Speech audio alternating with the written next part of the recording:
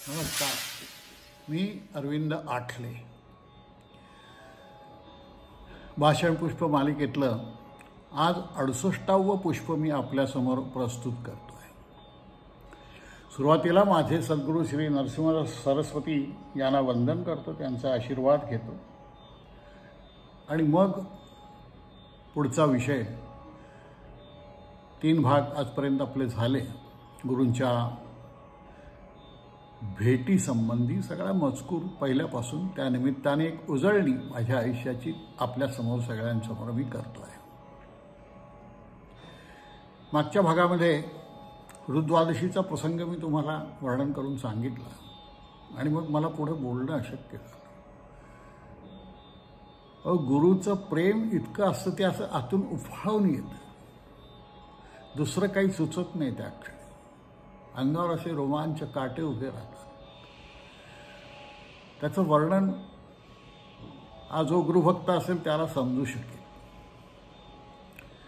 गुरु हे एक माऊली आहे आपली, प्रचंड मोठ्या ताकदीची, अत्यंत प्रेम करणारी, प्रसंगी कान धरणारी, वेगवेगळ्या प्रसंगातून तुम्हाला नेणारी, भऱ्या वाईटावून सलाखून तुम्हाला ती बाहेर काढत असते. ती सगळी तुम्हाला सुखाचेच प्रसंग दाखवेल असं नाही. माझ्या आयुष्यातले काही प्रसंग मी तुम्हाला दाखवले की त्यांच्या इच्छेनेच आले याच्याविषयी माझ्या मनात खात्री आहे.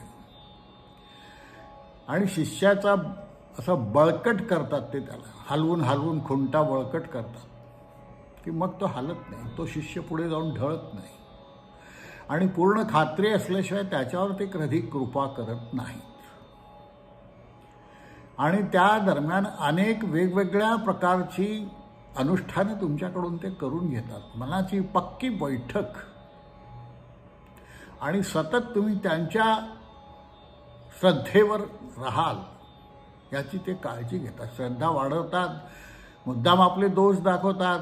दोष दाखवले की तुमची श्रद्धा डळमळीत व्हायला लागली की पुन्हा प्रश्न आला. तर या ठिकाणी डगमगायचं नाही. गुरुत कधी दोष असू शकत नाही. गुरुच्या शरीरात दोष असू शकतो, कारण पंचमहाभूतांचं हे शरीर बनलेलं आहे. त्याला वाडवडिलांकडून काही येणारे गुण आणि दुर्गुण दोन्ही असतात, त्या शरीराचे भोग असतात. त्यामुळे अनेक वेळा अनेक सिद्धपुरुषसुद्धा तुम्हाला अत्यंत रागीट दिसतील. ते वरवरचं असतं. गुरुसारखं प्रेम दुसरं कोणी करू शकत नाही. तुमच्या आईपेक्षा सुद्धा जास्ती प्रेम करणारी जी व्यक्ती तुमच्या आयुष्यात असते ती म्हणजे तुमचे गुरु. त्यांना अनुभव असेल ते सांगू शकतील या संबंधात.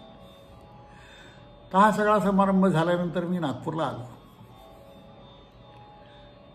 माझं गायत्री पुरस्चरण चालू होतं त्या क्षणी. या पुरस्चरणाच्या दरम्यान जसा 1 महिना मी धुळ्याला काढला तसा 1 महिना पुढे जाऊन गाणगापूरला 4 महिने काढावे अशी माझी इच्छा होती. आणि त्याप्रमाणे मी आणि माझी सौभाग्यवती आम्ही 2 जण, अनेक लोकांनी त्यावेळी भिक्षा दिल्या वेगवेगळ्या प्रकारच्या, सगळं घेऊन सामान घेऊन आम्ही गाणगापूरला एका धर्मशाळेत उतरलो. एक खोली घेतली आणि मग 4 महिने आम्ही निवांत तिथे राहिलो. पहाटे उठायचं आणि उपासना सुरुवात करायची. इथे जी अष्टतीर्थ आहेत गाणगापूरला, या अष्टतीर्थांवर मी रोज एकेका तीर्थावर जाऊन गायत्रीचा जप करीत असे. अनवाणी जायचं. गारवाणी गाणगापूर ही गुरूंची भूमिका. आपलं पादत्राण घातलेलं पाऊल त्या भूमीवर ठेवणं मला अयोग्य वाटलं. 4 महिन्यात मी पादत्राण चप्पल कधी घातली नाही. आणि अनवाणी आता मुख्य जे वेगवेगळी जी ठिकाणं आहेत आणि त्या ठिकाणी रोज एकेका नवीन तीर्थावर जायचं. त्या ठिकाणी सकाळीपासून दुपारी माध्यान्हीपर्यंत गायत्रीचं अनुष्ठान करायचं आणि मग परत यायचं. अशी माझी दिनचर्या होती. दुपारी विश्रांती घेतली की पुन्हा मग भजन पूजन, गावातलं हे वेगवेगळे जी काही तीर्थस्थानं तिथली जी अष्टतीर्थ आहेत, रोज एकेका ठिकाणी संध्याकाळी जाऊन बसायचं. छोटं गाव आहे आणि त्यावेळी तर ते अगदीच छोटं होतं. मी ही गोष्ट सांगते याला आता 20 वर्ष होतात. आणि एक फार सुंदर असं गाणगापूरचे माझे अनुभव आहे. मी तुम्हाला मागे जसं सांगितलं कारंजाचं उदाहरण, कसं कारंजा पाहिलं तसं मी गाणगापूर पाहिलं. पाहण्याची दृष्टी आपली असेल तेवढं ते आपल्याला अधिक वैविध्यपूर्ण आणि नवनवीन गोष्टी दाखवतात. अशा सर्व गोष्टी गाणगापूरला मी पाहू शकलो. सतीच्या कट्ट्यासमोरच आमची धर्मशाळा होती. अगदी इतकी गैरव्यवस्था कुठल्याही धर्मशाळेत नसेल इतकी तिथे होती. ही 30-40 खोल्या, या 30-40 खोल्यामध्ये हजार लोक यायचे. संडास 4. आता काय अवस्था होत असेल बरं. आत त्या संडासमध्ये पाण्याची सोय नाही, बाहेरून पाणी टाक्यातून घेऊन जायचं आणि इतकं घाण मी कधी कुठे बघितलं नाही. पाणी नाही, काय लोक तरी काय करतील. आणि 4 संडासात 1000 लोक रोज जायला लागले तर कसं होईल तिथे. इतकी घाण असायची सकाळी की ते पाहिलं तर संडासला होणार नाही. परंतु तिथल्या व्यवस्थापक तरी काय करणार. राबताच एवढा प्रचंड होता. माझ्या पत्नीला तर 4-5 दिवस तर संडासलाच झाली नाही, इतकी घाणेरडी तिथे हे होती. शेवटी आम्ही 2 बादल्या आणल्या प्लास्टिकच्या. पटापट सकाळी उठायचं, 3:30ला तिथे जायचं, संडास साफ करायचं. भळाभळ पाणी भरपूर होतं. पाणी ओतायचं, साफ करायचा आणि मग आपला विधी आटवायचा. आणि माझं झालं की ती पुढे लाईन लावून बसलेलं, कारण मध्ये दुसरे कोणी आले की संपलं. गाणगापूर जो जास्ती काळ राहील त्याला समजेल. महाराजांची जी 3 ठिकाणं आहेत, औदुंबर, वाडी आणि गाणगापूर, त्यातलं सगळ्यात वर्स्ट ठिकाण गाणगापूर. मी अनुभवाने सांगताय, काही लोकांना हे पटणार नाही. लोक आपले जातात, भुजाला शिवून परत येतात. एकंदर सामाजिक परिस्थितीसुद्धा काही फार मोठी तिथली चांगली नाही आहे. जाऊ दे, त्या प्रांतात आपल्याला आत्ता शिरायचं नाही आहे. तर रोज भजन पूजन मी करत असे. लोक बाहेर येऊन भजन ऐकत असत. खूप गर्दी व्हायची त्या काळी. बाकी सगळं छान होतं तिथे.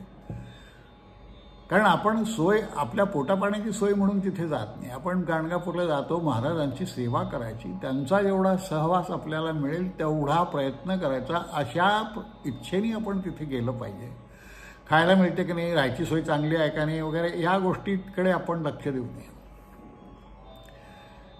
त्याच्यावर एक स्वतंत्र ग्रंथ होईल 500 पानी इतकं माझं गाणगापूरचे अनुभव आहेत. आणि ते सांगण्याचं हे ठिकाण नाही, हे मला याची जाणीव मला आहे. त्यामुळे मी त्यासंबंधी काही बोलतही नाही. पण माझे 4 महिने माझ्या आयुष्यातले खूप आनंदात गेले. तिथे सगळ्या गैरसोयी असून सुद्धा दिवस माझे आनंदात गेले, कारण मी त्यांच्या सहवासात होतो. त्यानंतर मी परत आलो नागपूरला. गायत्री पुरस्करण संपलेलं होतं आणि मग 4 महिने मी हवन केलं. निरनिराळ्या यज्ञसामग्रीनी, वेगवेगळ्या प्रकारच्या वनस्पती, वेगवेगळ्या तुपाच्या म्हणा, तीळ म्हणा, अशा वेगवेगळ्या प्रकारच्या खिरीच्या, अशा वेगवेगळ्या जशा काही त्या शास्त्रात सांगितल्या आहेत त्याप्रमाणे सगळं मी जमवलं होतं. लोकांची मला अतिशय मदत झाली या ठिकाणी. इतकं सगळी सामग्री मी जमवू शकलो नसतो. हवनाला जवळपास 90 किलो तीळ लागले मला 3 महिन्यामध्ये, 4 महिन्यामध्ये. परंतु त्याची फळं इतकी काही मधुर होती. मला वाटायचं की मी एकटा हवन करतोय. त्या खोलीत मी कधी कोणाला प्रवेश माझ्या पत्नीशिवाय करू दिला नाही. माझ्या मुलांना सुद्धा तिथे प्रवेश नव्हता. स्वतंत्र खोली, यज्ञकुंड होतं, अग्निहोत्र पाळलेलं होतं, 24 तास अग्नी असायचा. आणि मला वाटायचं की मी एकटाच हवन करतोय. परंतु हा एकटेपणा अचानक एके दिवशी इतका काही गेला की मी त्याचं वर्णन नाही करू शकत. हवन करता करता मला असं दिसलं की माझे सद्गुरू माझ्याबरोबर येऊन बसलेले आहेत आणि ते हवन करतायत माझ्याबरोबर. हे दृश्य पाहून डोळ्यातून घळाघळा अश्रू व्हायला लागले. तेवढी त्या माऊलीला आपली काळजी असते. मी रडायला लागलो. घळाघळा डोळ्यातून अश्रू. माझं हवन बंद झालं. माझं गायत्रीचं जे काही उच्चार चालू होते ते सगळं बंद झालं. पत्नी त्या ठिकाणी पूजा करत होती. तिने पाहिलं की हे काय चालू आहे यांचं, पण ती काही बोलली नाही. काहीतरी गडबड आहे एवढं तिला लक्षात आलं. कारण तिला ती दिसू शकत नव्हती. परंतु हवन सामग्री, माझं हवन बंद असलं तरी हवन सामग्री कमी होत होती एवढं तिच्या लक्षात आलं की हवन चालू आहे, मी करत नाही आहे पण हवन चालू आहे. हा एक असा विलक्षण अनुभव सद्गुरू माऊलींनी मला दिला. केवढे त्या माऊलीचे उपकार. प्रत्यक्ष समोर माऊली बसली आहे, हवन करते आपल्याबरोबर. यापेक्षा त्या गायत्रीचं अजून कोणतं मोठं पुण्य पाहिजे तुम्हाला.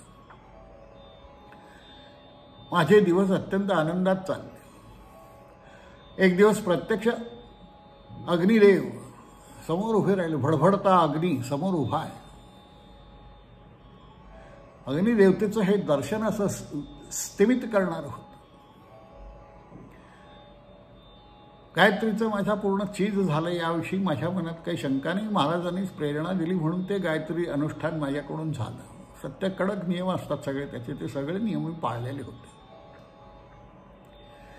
आणि गायत्री पुरस्चरण संपल्यानंतर धुळ्याला मी मोठा समारोप केला. 240 ब्राह्मण भोजनाचा शेवट असतो तो मी धुळ्याला केला. प्रचंड अशा प्रमाणात तो समारोप झाला. जवळपास 500 मंडळी, त्यावेळी 250 म्हणता म्हणता 500 मंडळी जेवली. इतक्या सगळ्यांना दक्षिणा वाटली की ब्राह्मण आणि अब्राह्मण असा कुठलाही भेदभाव न करता जेवढे बसले त्या सगळ्यांना मी दक्षिणा वाटली. आणि कृतकृत्य झालं माझ्या आयुष्यात. त्यावेळी मी संकल्प सोडला होता की हे गायत्री पुरस्चरण जे आपण करतोय मी कुठल्याही वैयक्तिक आकांक्षेने केलेलं नव्हतं. दत्त संप्रदायात आहे तर दत्त संप्रदायाची वृद्धी व्हावी या हेतूने ते गायत्री पुरस्चरण होतं. वैयक्तिक कुठल्याही त्यात स्वार्थ नव्हता. आणि त्याचवेळी मी ठरवलं की हे अशी 24 वर्ष हे पुरस्चरण चालू राहील अखंड. आणि माझं झाल्यानंतर दुसऱ्याला मी त्या पुरस्चरणाचा ताबा दिला आणि त्यांनी ते त्याच दिवसापासून त्याचं पुरस्चरण चालू झालं. असे गेले 20 वर्ष होऊन गेली. हे पुरस्चरण अव्याहत चालू आहे. एकही दिवस खंड न होता 20 वर्ष झाली. तुम्ही कल्पना करू शकता. कुठलीही गोष्ट सातत्याने एक दिवसाचाही खंड न पडता 20 वर्ष चाललेली आहे. आणि आता उरलेली 24 वर्ष पूर्ण होतील याविषयी माझ्या मनात कुठलीही शंका नाही.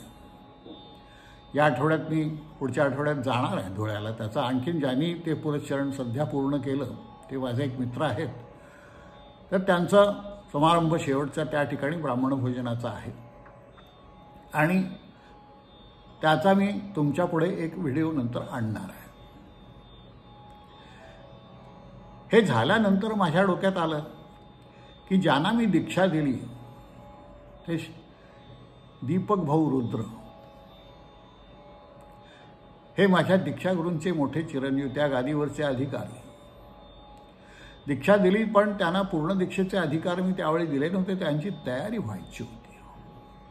ही तयारी मी चातुर्मास राहिलो. नंतरही अनेक वेळ त्यांच्या सहवासात आलो. त्यांना त्यांची तयारी पूर्ण झाली आणि मग असं लक्षात आलं की आता ह्यांना पूर्ण दीक्षेचे अधिकार द्यायला काही हरकत नाही. गेले अनेक वर्ष, 2-3 वर्ष तरी मधल्या काळात त्या रामाच्या पादुका मी सांभाळलेल्या होत्या. नेमकं माझ्या सद्गुरूंचं नाव श्रीरामबुवाच आहे. त्यांच्या पादुका मी 2-3 वर्ष 2.5 वर्ष झाली असतील सांभाळल्या होत्या. आणि आता समारंभपूर्वक त्या पादुका त्यांच्या मोठ्या चिरंजीवांना परत करून सर्व गादीचे अधिकार त्यांना द्यावेत या हेतूने एक दिवस आम्ही आलो. तिथे दोघे जण आलो. महाराजांना साष्टांग समस्तेला नमस्कार घातला आणि त्यांच्या पाठीवर हात फिरवून त्यांना ते अधिकार त्या दिवशी महाराजांच्या समक्ष मी देऊन टाकले. आणि मी त्यांना सांगितलं की तुम्ही माझे शिष्य असलात तरी मी तुमच्या अधिकाराखाली राहील. तुमच्या ज्या काही आज्ञा असतील त्या मी पाळेन. तुम्ही केवळ माझे शिष्य नाही, या गादीचे पारंपरिक असे अधिकारी आहात. आणि हे नंतर मी पूर्ण पाळलं. त्यानंतर मी दीक्षा कोणाला विशेष कधी दिल्या नाहीत आणि दिल्यास तर त्यांच्या संमतीशिवाय त्या कधी दिल्या नाहीत. तसं वचन मी महाराजांना दिलेलं होतं. आणि मग त्या समाधीला मिठी मारून मी रडलो. की माझं कर्तव्य शिष्य म्हणून जे काय होतं ते मी पार पाडलं. महाराजांनी जी काही जबाबदारी दिली होती ती माझ्या हातून पार पाडली. कर्तव्यपूर्तीचा आनंद प्रचंड असतो आणि हा आनंद मी घेतला. त्यामुळे आता मी कोणालाही दीक्षा देत नाही, इतर काही करत नाही. सल्ला देण्याचं काम फार तर फार मी करतो. आणि असा तो अत्यंत हृदयस्पर्शी असा प्रसंग झाला. तेही मिठी मारून मला रडले.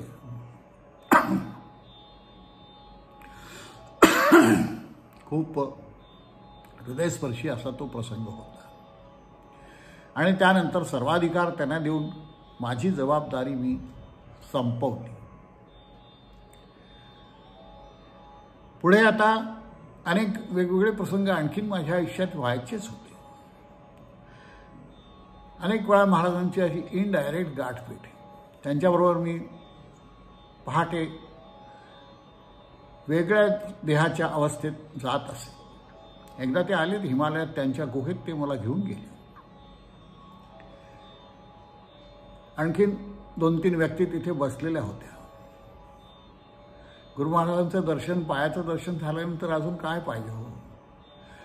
कडकडून मिठी मारली पायाला आणि रडलो. घळा घळा घळा घळा हे आनंद अश्रू होते. आपल्या गुरूंची भेट झाली हिमालयामध्ये आणि त्यांच्या पायाला मिठी मारून रडण्याचं एक मोठा आनंद असतो. रडणं म्हणजे काही दुःख असतं असं नाही. आनंदाने सुद्धा माणूस रडतो. तसा मी त्यांच्या पायाला मिठी मारून रडलो. नंतर घरी परत आलो, कारण ह्या सगळ्या भेटी लिंगदेहाने आणि अशा होत असतात. परत आलो, पत्नीला म्हणलं पाय बघ. थंडगार बर्फातले पाय होते. हिमालयातली थंडी त्या शरीराची बाहेर त्यात आलो तरी गेली नव्हती. आणि मग पुढे एक अतिशय विलक्षण असा अनुभव त्यानंतर मला एकदा आला. संपूर्ण देह विश्वात विलीन झाला. एक एक देहाचा कण आणि कण जड शरीराचा सुटून विश्वामध्ये विलीन झाला. अवघे विश्वची माझे घर, ऐशी जयाची मतिस्थिर, किंबहुना चराचर आपणची जाहला, असा तो अनुभव होता. शरीर पूर्ण नष्ट, विश्वात मिसळले. मी म्हणजे कोण याचा बोध मला त्या दिवशी झाला की मी अरविंद आठले नावाचं जड शरीर नाही. काही काळ गुरुपद भोगलेला आणि सद्गुरूंच्या आशीर्वादात कायम असलेला असा जीव. हे मोठं विलक्षण असतं बरं. हे सांगायला ऐकायला फार गोड वाटतं, परंतु सहन करायला अतिशय कठीण असं ते आहे. आणि त्यानंतर पुन्हा मी माझ्या सगळे कण माझ्या शरीराचे जमा झाले. वेगवेगळ्या वासना भावना शरीरात कशा उत्पन्न होतात याचा मी अनुभव त्यावेळी घेतला. फार असं विलक्षण असं ते सगळं आहे. वर्णन त्याचं मला काही शब्दात, थोडक्या शब्दात असं करता येणार नाही. आणि मी कोण याचा तो बोध होता, त्याचा तो अनुभव होता की तू कोण आहेस. हे सर्व विश्व तुझ्यात सामावलंय, तसा तू सुद्धा सर्व विश्वात सामावलेला आहेस, असा तो अनुभव होता. आनंद, आनंदाखेरीज या जगात दुसरं काही नाही आहे. तुम्ही दुःखाचा विचार करता म्हणून दुःखात पडता. मागे मी माझ्या एका व्याख्यानात सांगितलं होतं की तुम्ही आनंद निर्मिती केली तर आनंद निर्मिती होईल. दुःखाचा घोळवत बसला तर दुःखच पुन्हा आणखीन दुःख उत्पन्न होईल. तर त्यानंतर मग मला इच्छाही झाली की आपण महाराजांचे एवढ्या ह्याच्यात आलो आहोत सहवासात, तर गुरुचैत्र काळात जाऊ आपण. सर्व जे ज्या ज्या ठिकाणी ते फिरले, कारंजापासून सुरुवात केली आणि गुरुचरित्रातील अनेक जवळपास 49 ठिकाणांचा आम्ही प्रवास केला. ज्या ज्या ठिकाणी ते गेले त्या त्या ठिकाणी जाऊन आलो. एका सलग अशा एका प्रवासामध्ये हा सगळा प्रवास झाला. भिक्षा मागून हा प्रवास केला. याच्यात एक पैसाही आमच्या हातचा खर्च झाला नाही. आणि त्यात विशेषतः ब्रह्मेश्वरला, जिथे स्वामी सत्यानंद सरस्वती आहेत सध्या, आता 4-5 वर्षातली घटना मला माहिती नाही, परंतु ते तिथे होते त्यावेळी. आणि तिथल्या हरिहरेश्वर मंदिरामध्ये हरी आणि हर यांचा संगम कसा होतो याचं प्रत्यक्ष दृश्य आम्हाला आमच्या डोळ्यांना पाहायला मिळालं. डोळे निवून गेले. असा लोळ आला हरीच्या पायातून, जो त्या शंकराच्या पिंडीत शिरला आणि तिथून तो परत जाऊन पुन्हा हरीच्या पायात शिरला. हे दोन्ही एकच आहे. आपण भेदाभेद करतो. हे एक विलक्षण दृश्य आम्हाला त्या प्रवासात पाहायला मिळालं. आणि सर्व ठिकाणी निवास करून शेवटी आम्ही श्रीशैलमला श्रींचा निरोप घेतला. आमची यात्रा त्या ठिकाणी संपली. श्रीशैलमला सुद्धा गुरु कसे आत गेले असतील ज्या घाटावरून, आणि ते सगळं असं प्रत्यक्ष आपण सगळं अनुभवते. त्या काळात आपण आहोत अशी भावना उत्पन्न झाली. जी 4 प्रसाद पुष्प गुरूंनी आपल्या 4 शिष्यांना दिली होती, त्यापैकी एका पुष्पाचं दर्शन आम्हाला परत आल्यानंतर मिळालं. त्यांचे नंदीनामांचे एक वंशज राहतात. एका संन्याशांनी त्यांचा पत्ता सांगितला आणि आमच्या यात्रेचा हा सगळा शेवट प्रत्यक्ष त्यांनी दिलेलं प्रसाद पुष्प पाहण्यात झाला. किती नाटकीय असा शेवट आहे. कोणाला खरा वाटणार नाही असा. गुरु म्हणजे काय हे अनुभवावं लागतं. कल्पना करून गुरुची कल्पना होऊ शकत नाही. कल्पनातीत आहे, कालातीत आहे, जडाच्या पलीकडे आहे, चेतनाच्या पलीकडे आहे, अचेतनाच्या पलीकडे आहे, ज्याचं वर्णन करून वेदसुद्धा थकतील असे ते गुरुचं स्वरूप आहे. आणि ह्या सगळ्यांचं शेवट म्हणजे इतका काही असा झाला की माझं आयुष्याचं सार्थक झालं. आता आयुष्यात काही शिल्लक नाही. पूर्णपणे समाधानी असणारा, जगी सर्व सुखी असा कोण आहे असं म्हटलं तर मी माझं नाव सांगू शकतो की मी आहे. अनेक दुःख पचवली, अनेक लाटावर लाटा आल्या सगळ्या सुखदुःखांच्या. जवळच्या माणसांनी धोका दिला. अनेक लोक रस्त्यात नमस्कार करतात आणि मागे तुमच्यावर टीका करतात, असेही मी पाहिले. परंतु हे सर्व झाल्यानंतर हे सगळं इथेच सोडायचं आहे. त्या अज्ञानामुळे असतं सगळं. त्या सर्व लोकांना सद्गुरूंनी क्षमा करावी आणि माझं जे काही आयुष्याचं सार्थक झालं, आता शरीर जायची वाट पाहायची. दुसरं काय, आता आयुष्यात मला काही मिळवायचं शिल्लक नाही आहे. आता 1-2 महिने मी बघीन आणि मग हे माझी व्याख्यानमाला ही मी थांबवणार आहे. झालं ना, किती वर्ष काय करायचं. 75वी होत आली. समाज सोशल करायलाही काही ताकद लागते. हळूहळू सगळं कमी होत आहे. तेव्हा या ठिकाणी आता मी तुमचा निरोप घेतो. नमस्कार.